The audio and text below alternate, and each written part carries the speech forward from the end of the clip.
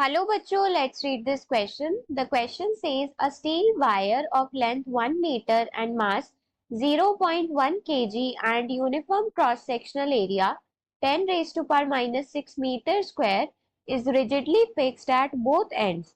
The temperature of the wire is lowered by 20 degrees Celsius.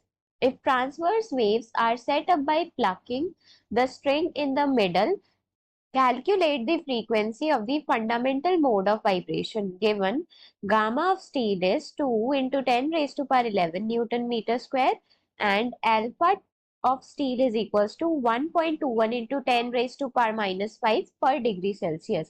So यहाँ पर हमारे पास जो की कॉन्सेप्ट यूज होगा वो होगा हमारे पास frequency of transverse wave, frequency of transverse wave.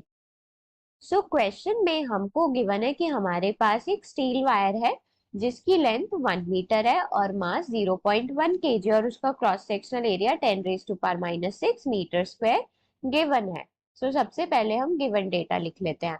Given data है हमारे पास length of steel wire is given as 1 metre, mass of steel wire is given as 0.1 KG, area of cross section of the wire is given as 10 raised to power minus 6 meter square and the temperature of wire is lowered by 20 degree Celsius, मतलब delta T की value 20 degree Celsius है। सो question में बोला है कि हमने इस string की दोनों जो पॉइंट्स हैं, एंड्स हैं, उनको हमने बांधा हुआ है और बीच में से इसको हमने प्लग किया है जिसकी वजह से इसमें ट्रांसवर्स वेव आ रही है। सो हमको यहाँ पे फंडामेंटल फ्रीक्वेंसी निकालनी है। सो यहाँ पर क्योंकि हम इसका टेम्परेचर कम कर रहे हैं उसकी वजह से क्या होगा, ये कॉन्ट्रैक्ट करेगी। So coefficient of linear expansion, coefficient of linear expansion is given as alpha, और वो अल्फा होगा क्या, वो होगा delta L by L divided by delta T. So delta L जो है वो हमको यहाँ कैलकुलेट करना है, डेल्टा एल बाय एल जिसको हम स्ट्रेन बोलते हैं। तो हमारे पास delta L by L which is strain, उसकी वैल्यू क्या हो जाएगी, उसकी वैल्यू हो जाएगी हमारे पास अल्फा इंटू डेल्टा टी।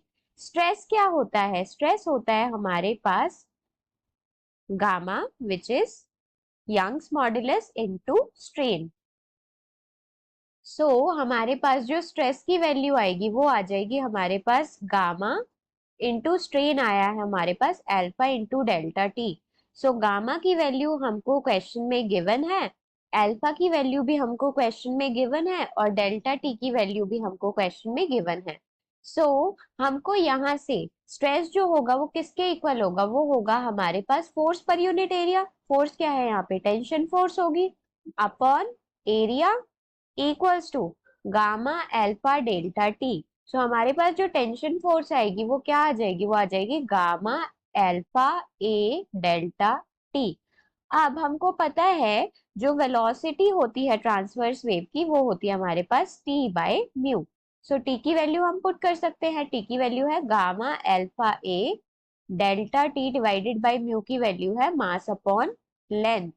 सो अगर हम सारी वैल्यूज पुट करेंगे, अगर हम सारी वैल्यूज पुट करेंगे और फंडामेंटल फ्रीक्वेंसी क्या होती है, फंडामेंटल फ्रीक्वेंसी होती है 1/12 under root of T by mu. So 1/12 into under root of T by mu की वैल्यू क्या है, टी बाय म्यू की वैल्यू है gamma A alpha delta T into L by M. So यहाँ पर हमको गामा की वैल्यू पुट करनी है और हमको ए की वैल्यू पुट करनी है, डेल्टा टी की वैल्यू पुट करनी है, एल की वैल्यू पुट करनी है, एम की वैल्यू पुट करनी है। सो हमारे पास जो एन की वैल्यू आएगी, एन की वैल्यू आ जाएगी 1/2 इंटू एल की वैल्यू 1 गिवन है अंडर रूट ऑफ गामा की वैल्यू हमको गिवन है 2 into 10 raise to power 11 into alpha की वैल्यू हमको गिवन है 1.21 into 10 raise to power -5। So gamma alpha A की वैल्यू हमको गिवन है 10 raise to power -6, delta T की वैल्यू 20 गिवन है और एल की वैल्यू 1 गिवन है, डिवाइडेड बाय मास क्या गिवन है, मास गिवन है 0.1। सो अगर हम इसको सॉल्व करेंगे तो ये आ जाएगा हमारे पास नियरली 11 हर्ट्स। क्या आ जाएगा? 11 हर्ट्स। सो यहाँ पर हमारे पास जो फंडामेंटल फ्रीक्वेंसी होगी उसकी वैल्यू है 11 hertz. So here 11 hertz is the right answer. Hope you understood it well. Best of luck.